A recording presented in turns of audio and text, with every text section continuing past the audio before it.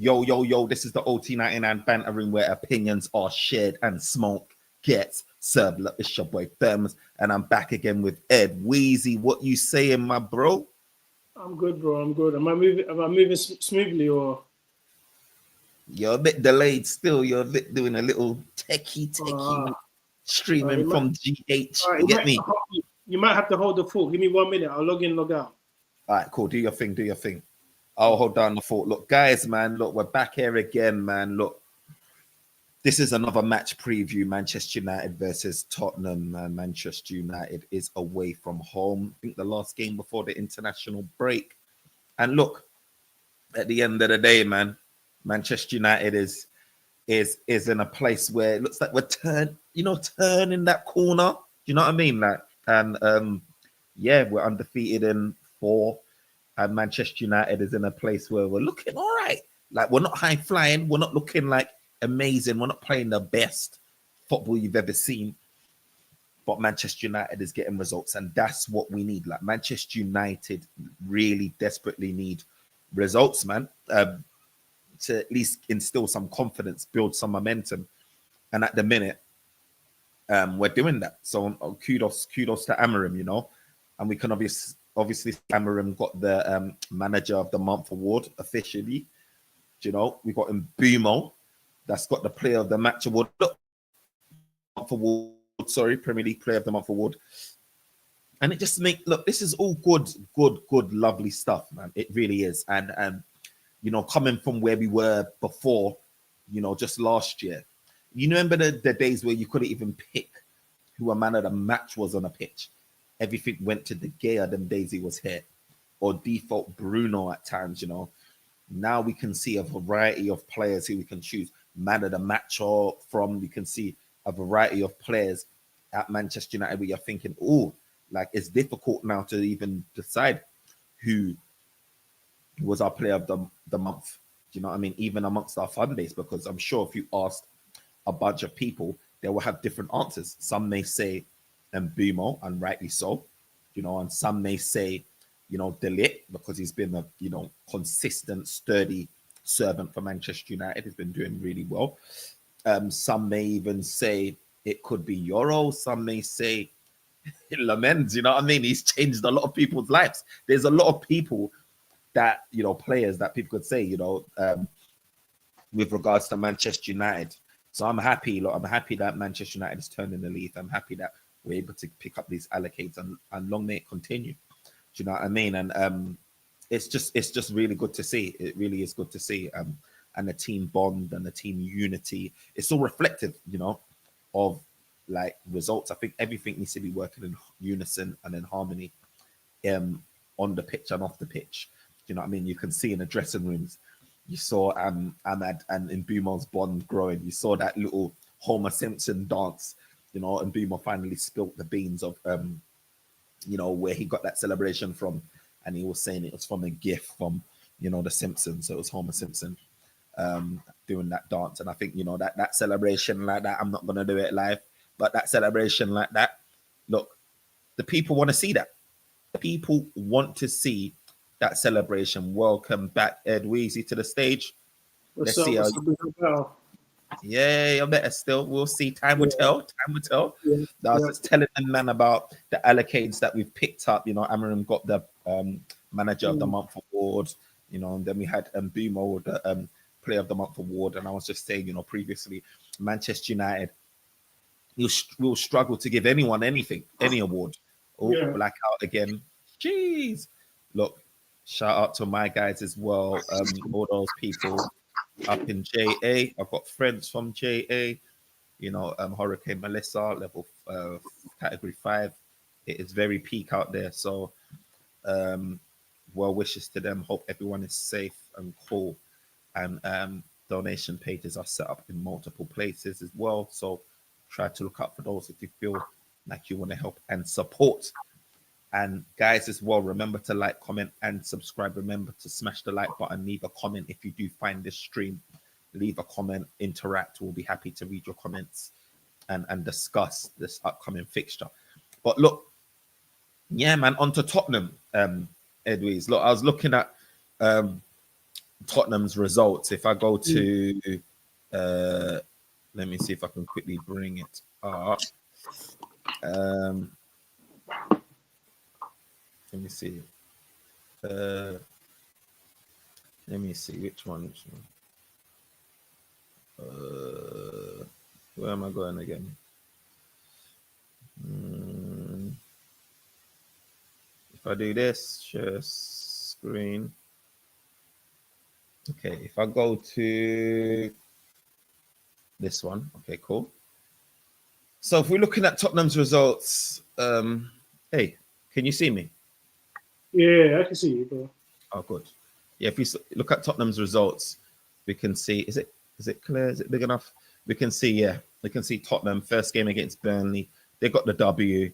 Against City, they got the W, which is really surprising. There, that was a big win for them, you know. And then against Bournemouth, they could see that. Oh, did I lock it off?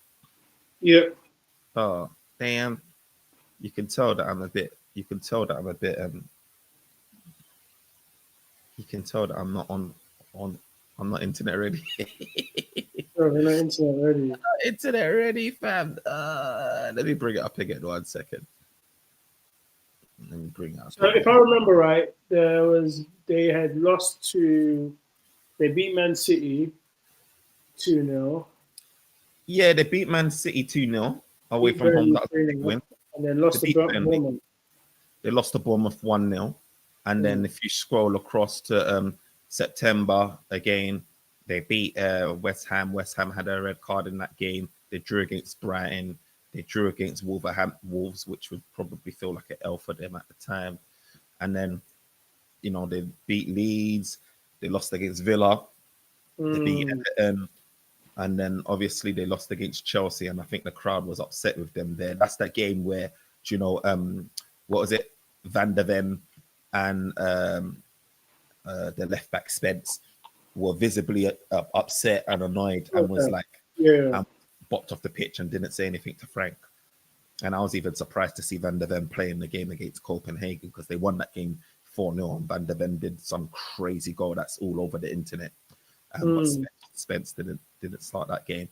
And then so if I see that, and then if I go to the I just wanted to see where we're at, what we're dealing with. So if I go to the Premier League table, we can see here Tottenham is currently 6th in the league. Man United is 8th in the league, which is upsetting, by the way, because at one point when we was playing Nottingham Forest at half time or so, I think we were 2nd in the league at one point.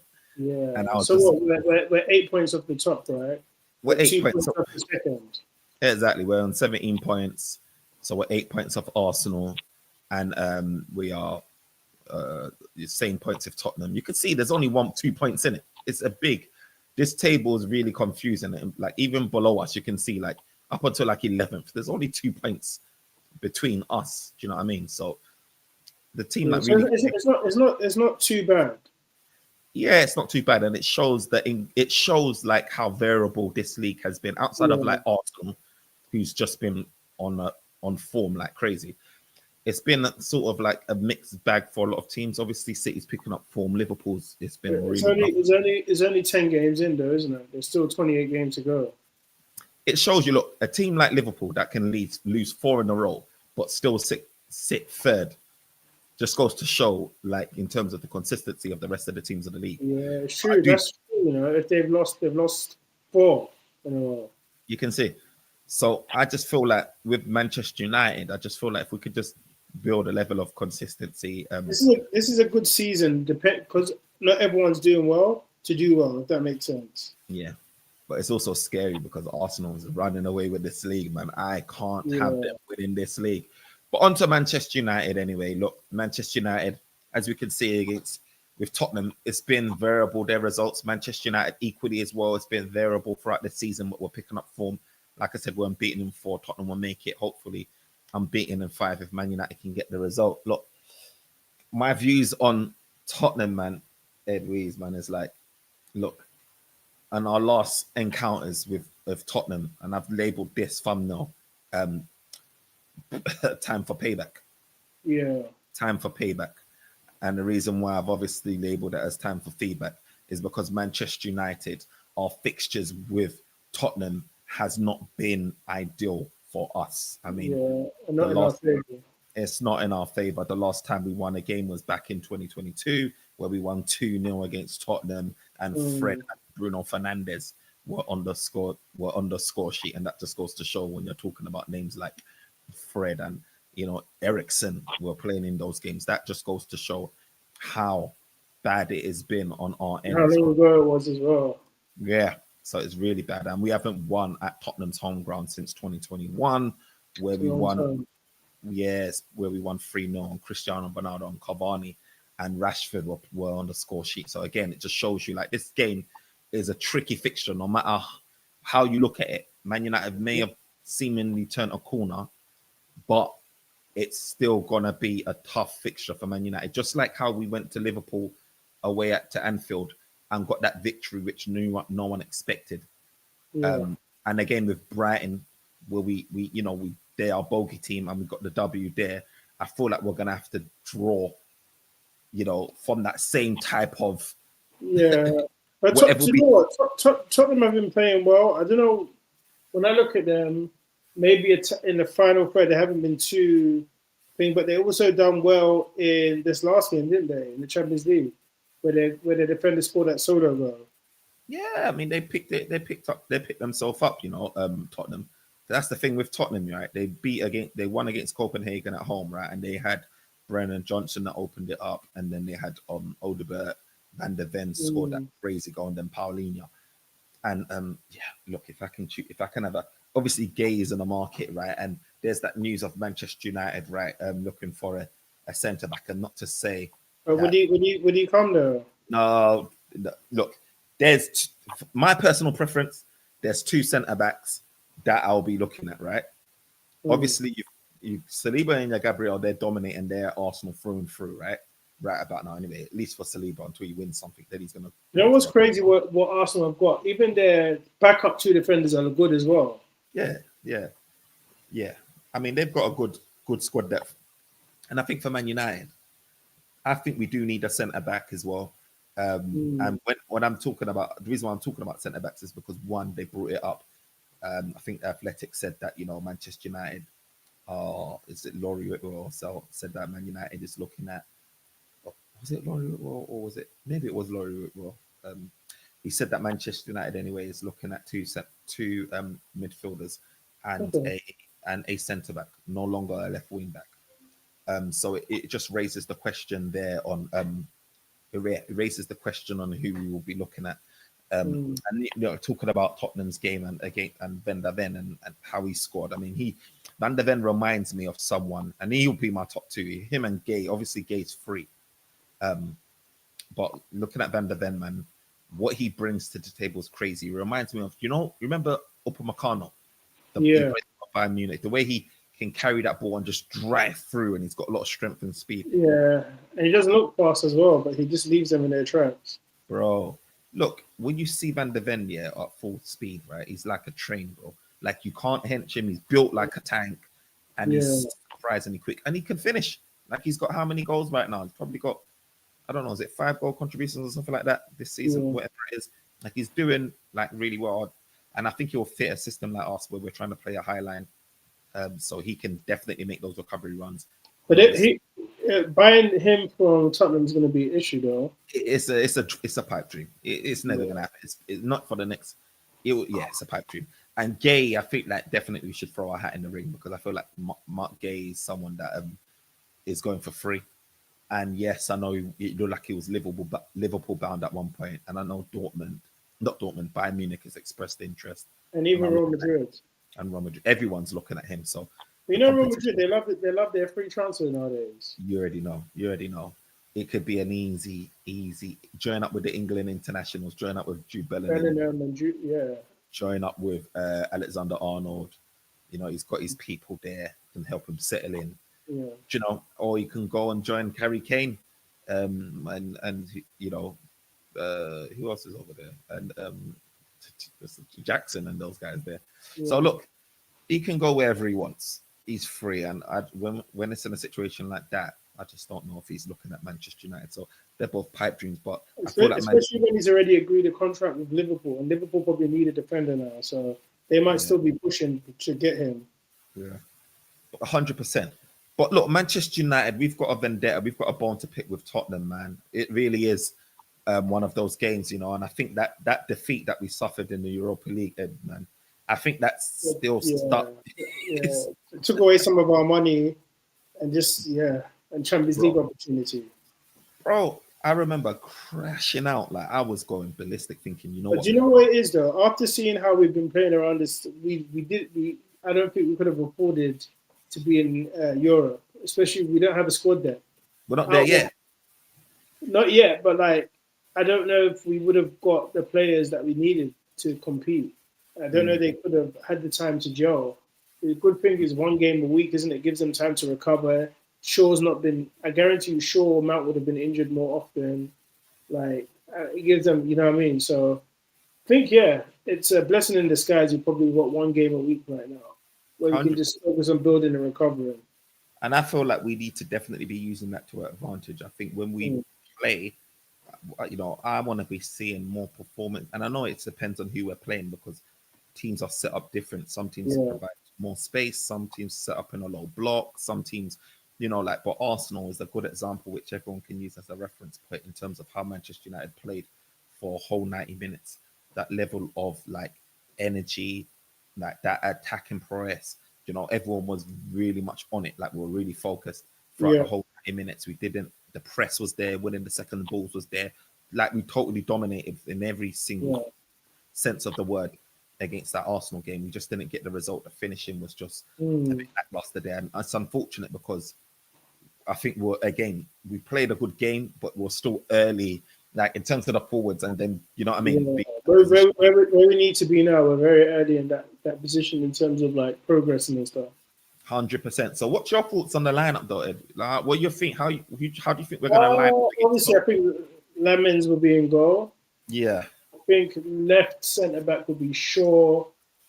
He might play Euro and Delit, but don't be surprised if he plays Maguire. But the problem is that maybe it's best to play Euro. You need someone with legs in mm, that game. It's not like they've got a tall person up front, right? you know, Um, I think what he'll do, Ahmad on the right wing back, he'll probably play the lot on the left wing back because I don't know if he fully trusts Dorgu. yeah, Centre obviously will be Casemiro and Bruno, and I think the front three will be Sesko, Cunha, and Mbeumo. yeah. The only positions that I think maybe up is maybe Maguire coming in the squad, and either Dorgu versus what's his name, Delot. But I think Delot will get the heads up because let's be honest, Dorgu's looked a bit off pace. Like he had a great pre-season, but he's not. He just looks like he's just out of pace. I think it's the case for both of the low and Dog. I feel like if I had to choose one, especially on the left hand side, it's definitely going to be Doggy because I don't feel like Yeah, the lot brings like nowhere near enough on that left hand side. yeah, Especially we had Amarim saying, like when it comes to those crosses, like the lot gets in good positions on the left hand side, but yeah. the cross doesn't come in. Whereas Dorgu, at least he can whip it in and cross it. And obviously Dorgu needs to work on his final And I think with Dogo, I don't know if you've seen it. It feels like he falls down too much. with Dorgu. Yeah, I mean, yeah, I do, and this is why it's surprising in terms of left wing back not being a priority because it's such a specialist position in a formation like this that I Mm. think like it's so important. And if you're thinking about like the Afcon in January, right, where Oh, we're finished. do you know what I mean, where we could miss Mazrai, where we can miss Amad Diallo, and we can miss Mbumo for potentially like up to 7 games, up to like the Yeah, Man City derby. You're thinking like where a lot of our attack comes on the right hand side, that's going to be diminished.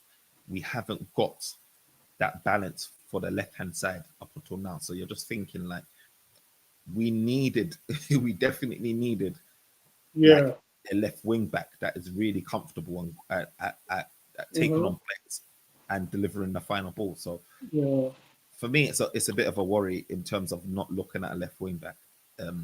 I know there's been a lot of talk of DeMarco. Yeah, we'll see though, because they say that, but they might be just saying that also to throw people off and not like just openly share what they're doing like they've done in the past. You know what I mean? Yeah.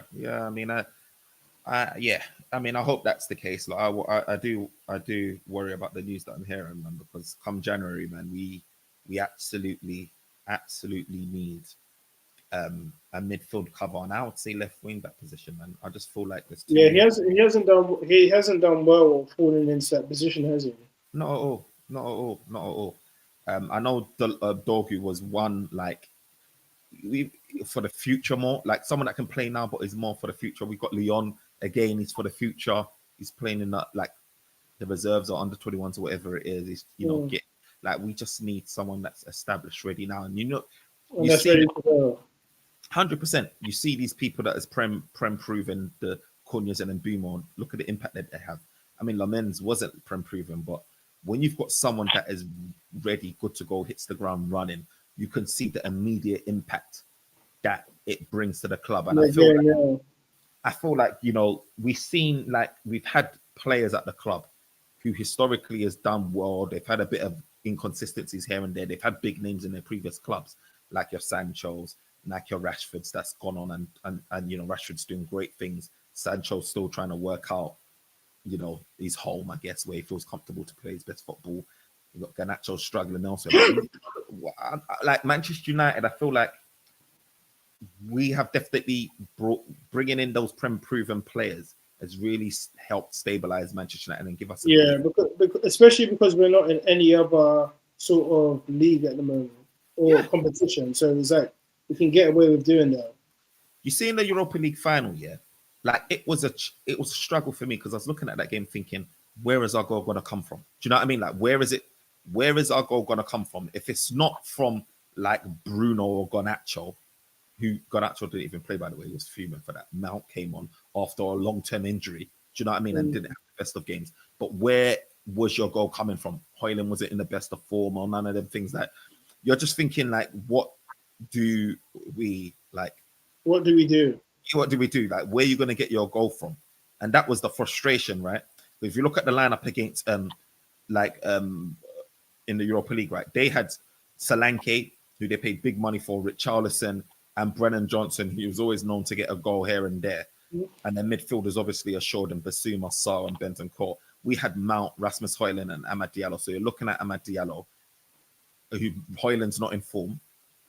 He does well in Europe, but not against Premier League teams. He was struggling against Premier League teams. Amad Diallo, is doing well, but obviously you only could look at him really because Mount just came out from injury, and then Bruno, and it's just like we didn't know where the goal was coming from, and now it's a whole different scenario now because now you can look at Mbeumo, you can look at Cunha, you can look at Amad, who's in form as well, doing well. You've got Sesko up top as well.